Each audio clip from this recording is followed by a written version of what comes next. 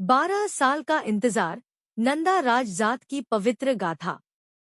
उत्तराखंड के ऊंचे ऊंचे पहाड़ों के बीच, जहां बादल धरती को छूते हैं और नदियां भक्ति का संगीत गुनगुनाती हैं, वहीं जन्म लेती है एक अद्भुत आस्था, नंदा देवी राजजात।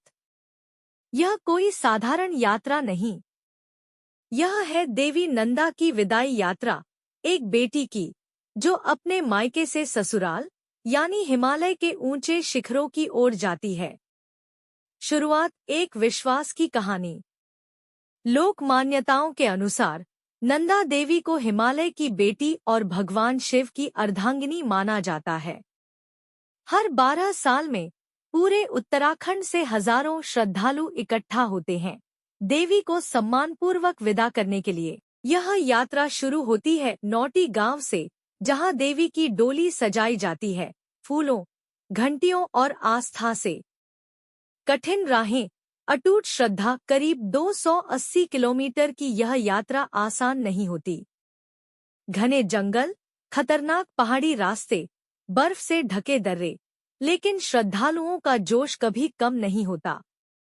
यात्रा के दौरान एक खास आकर्षण होता है, 4 सींग वाला मेढ़ा, राम।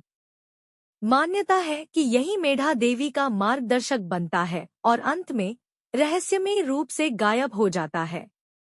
रूपकुंड का रहस्य। इस यात्रा का एक महत्वपूर्ण पड़ाव है रूपकुंड झील, जिसे स्केल्टन लेक भी कहा जाता है। यहाँ सैकड़ों साल पुराने मानव कंकाल पाए गए हैं, जो आज भी एक अनसुलझा रहस्य है।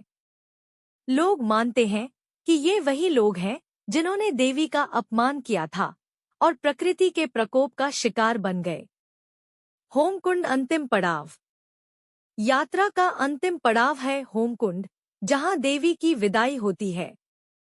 यहाँ श्रद्धालु आंसुओं के साथ देवी को विदा करते हैं, मानो एक बेटी अपने घर से विदा हो रही हो। चारों ओर सिर्फ बर्फ, शांति और एक दिव्य ऊर्जा होती है। ऐसा लगता है जैसे स्वयं देवता इस पल के साक्षी हों। एक आस्था जो समय से परे है। नंदा राजजात सिर्फ एक यात्रा नहीं है, यह है आस्था, परंपरा और प्रकृति के साथ गहरा संबंध। 12 साल का इंतजार सिर्फ एक यात्रा के लिए नहीं, बल्कि उस एहसास के लिए जहां इंसान और भगवान के बीच की दूरी मिट जाती है। सीख, मोरल। आस्था में अपार शक्ति होती है। प्रकृति और परंपरा का सम्मान जरूरी है। सच्ची भक्ति हर कठिनाई को आसान बना देती है।